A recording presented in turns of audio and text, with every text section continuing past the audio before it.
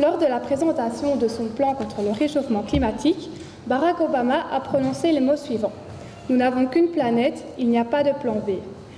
L'une des mesures phares de ce plan est de réduire de 32% les émissions de CO2 d'ici 2030 par les centrales électriques.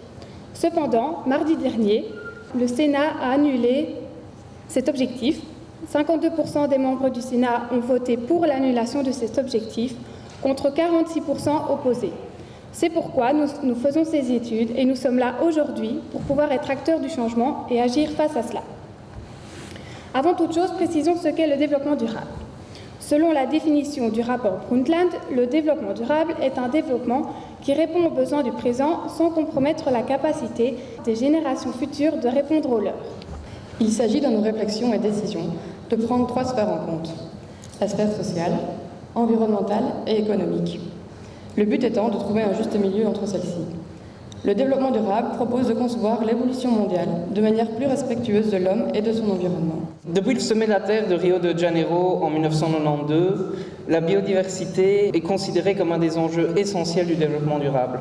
Ça exprime en fait l'extraordinaire variabilité du monde vivant dans toutes ses composantes, mais aussi pour tous les niveaux d'organisation du monde vivant. Ça veut dire depuis les gènes jusqu'aux écosystèmes, en passant par les paysages, mais aussi par les espèces, donc les hommes compris. En outre, la notion de biodiversité comprend aussi les interrelations qui existent entre les êtres vivants et les possibilités d'évolution. La biodiversité remplit de multiples rôles dont l'homme bénéficie au quotidien. Les rôles remplis par la biodiversité sont appelés les services écosystémiques. Ils sont de 4 types. Il y a d'abord les services d'approvisionnement. Ce sont les produits tangibles tirés de la nature que l'on utilise, comme par exemple l'eau, les aliments, les combustibles, les matières premières. On a ensuite les services de régulation. Ce sont les avantages que l'on ne sent pas forcément, mais qui assurent le bon fonctionnement des écosystèmes. C'est par exemple la régulation du climat, la régulation du carbone, les cycles du carbone, de l'eau, la pollinisation également. Ensuite, nous avons les services culturels. Je parie que tout le monde ici aime bien aller faire une petite balade en forêt, par exemple, se ressourcer. Eh bien, c'est tout ça. C'est les aspects non matériels de la biodiversité, comme par exemple les activités récréatives, les valeurs spirituelles et esthétiques. Et finalement, les services de soutien.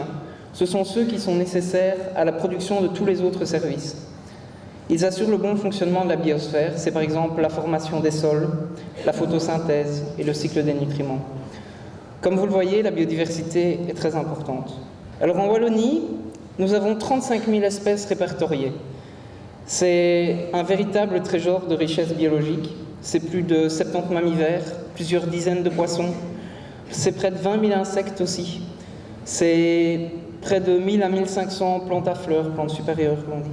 C'est quelques 1500 champignons, mousses. Bref, c'est énorme. Nous avons aussi une très grande diversité d'écosystèmes. On va en effet retrouver des écosystèmes très nombreux, comme par exemple les écosystèmes forestiers, les forêts feuillues, les forêts résineuses qu'on voit un peu partout. Mais on a aussi des écosystèmes qui sont beaucoup moins nombreux, comme par exemple les tourbières que l'on va retrouver dans le Haut-de-Fagne, mais aussi les pelouses calcaires. Ces milieux, moins nombreux, ont de l'intérêt pour certaines espèces que l'on va retrouver qu'à ces endroits. Cette incroyable diversité s'explique en fait en partie par les caractéristiques physiques de la Wallonie. La Wallonie, c'est 16 844 km², c'est 700 mètres de différentiel d'altitude, c'est une très grande variabilité géologique, de nombreux cours d'eau, un territoire à la fois plat avec les plaines et vallonné dans les Ardennes, c'est des champs et des forêts, c'est un climat doux, tempéré et humide. Alors, à l'échelle du globe, l'évolution des indicateurs disponibles est sans équivoque. On assiste à un processus d'extinction qui n'est guère différent de celui qu'il y a eu à l'époque des dinosaures. Depuis une centaine d'années, les activités humaines provoquent des taux d'extinction de 50 à 1000 fois supérieurs au processus d'extinction naturelle. Quelques 10 à 30% des espèces de mammifères, d'oiseaux et d'amphibiens sont actuellement menacées d'extinction. Malheureusement, en Wallonie, les indicateurs vont dans le même sens. Tout groupe confondu, 31% des espèces qui ont été étudiées sont déclarées comme vulnérables. Et on a 9% qui ont déjà disparu du territoire régional. C'est énorme. Chez les chauves-souris, les poissons, les reptiles, comme vous pouvez le voir, près de la moitié des espèces sont déclarées comme vulnérables.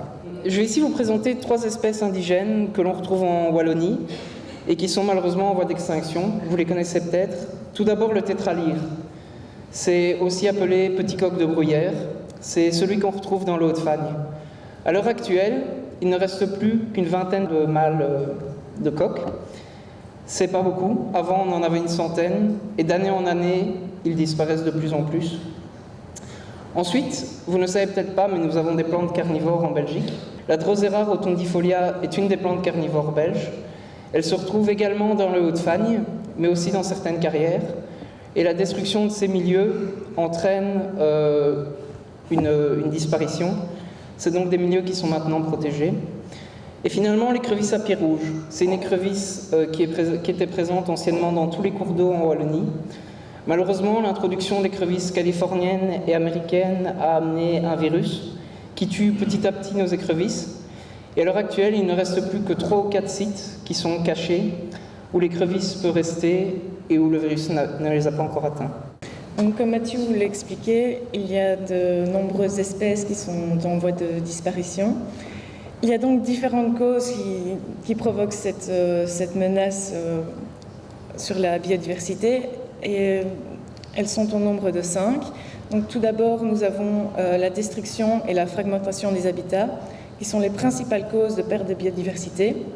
Donc, la modification des habitats peut être due par une cause naturelle, comme une sécheresse, un incendie, un orage, mais elles peuvent également être dues par les actions de l'homme, comme la déforestation, les activités agricoles et l'implantation de barrières comme les autoroutes. En Belgique, 20% des zones sont urbanisées, 60% des zones sont agricoles. Il y a un vaste réseau autoroutier de plus de 165 000 km. Il y a également le morcellement des voies d'eau par des écluses et des barrages qui compliquent la migration de certains poissons. Ensuite, comme deuxième menace, nous avons la surexploitation des ressources. Nous utilisons notre nature pour les matières premières et pour nous nourrir, mais nous les gérons très mal. Donc il faut trouver des solutions pour remédier à cela, parce que la surexploitation affaiblit les populations et donc entraîne leur disparition. Et donc ces principales formes sont la surpêche, la chasse excessive, l'abattage excessif de bois et l'épuisement de terrains agricoles. Ensuite, nous avons également les espèces invasives, qui sont des espèces exotiques qui connaissent une grande expansion car elles n'ont pas d'ennemis naturels. Donc ces espèces invasives peuvent être introduites de façon involontaire, donc soit par le transport international ainsi que le tourisme, mais elles peuvent également être placées délibérément par l'homme. Ici, vous pouvez voir une illustration de la renouée du Japon, qui est une des principales plantes invasives que nous connaissons en Wallonie. Il y a également la berce du Caucase et la balsamine de l'Himalaya. Nous avons également le changement climatique, qui est une grande menace. Comme vous le savez tous, le réchauffement de la planète a également des effets négatifs sur l'environnement et les animaux. En effet, une augmentation de la température que nous connaissons actuellement augmente de plus en plus rapidement, ce qui empêche les espèces de s'adapter. Elles finissent par disparaître. Et enfin, nous avons la pollution et l'eutrophisation des sols. En effet, nous avons de plus en plus de pollution liée à l'activité humaine. Donc, nous avons l'augmentation des pesticides, des métaux lourds, ainsi que le mazout qui sont présents en grande quantité dans la nature et donc qui causent de nombreux dégâts. Nous avons à côté de cela les activités agricoles et les déversements et émissions des industries et des ménages qui provoquent également l'eutrophisation. Donc l'eutrophisation est en fait un apport excessif de nutriments dans des milieux aquatiques. Il y a une formation d'algues qui vont se faire à la surface et donc ce qui va empêcher le phénomène de photosynthèse, et donc il n'y aura pas d'apport d'oxygène dans les milieux aquatiques, donc ce qui va détruire toute la faune et la flore aquatique. Pour remédier à ces menaces, nous avons des moyens législatifs qui peuvent améliorer la biodiversité. Donc tout d'abord, nous nous basons principalement sur la loi de conservation de la nature qui date de 1973 et qui vise à protéger donc les espèces animales et végétales ainsi que leur habitat. Donc vous avez l'exemple de la fauvette ainsi que l'ail à tête ronde. Donc, ce sont des espèces qui sont protégées en Wallonie, mais il y en a également beaucoup d'autres. Donc, à côté de cette loi, il y a également des directives européennes, comme la directive Habitat ainsi que la directive Oiseaux, qui sont aussi un vaste système européen qui vise à protéger l'habitat et les animaux. Nous avons également tout ce qui est permis, que ce soit des permis d'urbanisme ou des permis d'environnement. On ne peut pas faire tout ce que l'on veut, donc si par exemple une industrie qui veut s'implanter à un certain endroit doit respecter certaines normes en termes de pollution et certaines choses pour limiter les dégâts qu'ils peuvent causer à la nature. Nous avons également le QUATUP, qui est le Code wallon de l'aménagement du territoire, de l'urbanisme, du patrimoine et de l'énergie. Donc grâce à ce code wallon, nous pouvons mettre en place des actions pour protéger l'environnement.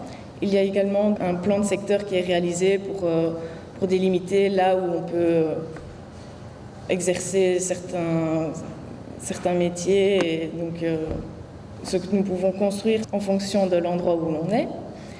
Il y a également des sites Natura 2000, qui est un réseau écologique européen qui vise également à protéger la faune et la flore ainsi que leur habitat. Les sites Natura 2000 recouvrent 13% du territoire wallon, ce qui n'est pas négligeable. Donc c'est une bonne façon de protéger notre environnement. Il y a également les projets LIFE qui sont dans la même lignée que Natura 2000, donc protéger l'environnement également. Et il y a également des projets comme par exemple la réintroduction de la loutre en Wallonie. Donc ça s'est réalisé en 2006. Et maintenant nous passons à des exemples un peu plus concrets de la vie de tous les jours. Donc vous avez par exemple en dessous des autoroutes des passages pour des batraciens ainsi que des petits animaux. Vous avez également des passages pour gibier au-dessus des autoroutes. Donc c'est pour remédier à la première menace qui était la fragmentation des habitats. Donc il y a des solutions qui sont possibles. Vous avez également des nichoirs pour hirondelles, des hôtels à insectes. Et il y a également, par exemple, la plantation de haies indigènes. Donc tout ceci peut être réalisé au niveau privé, mais également au niveau régional. En effet, la région wallonne accorde des subsides pour les communes qui veulent faire ce genre d'initiative.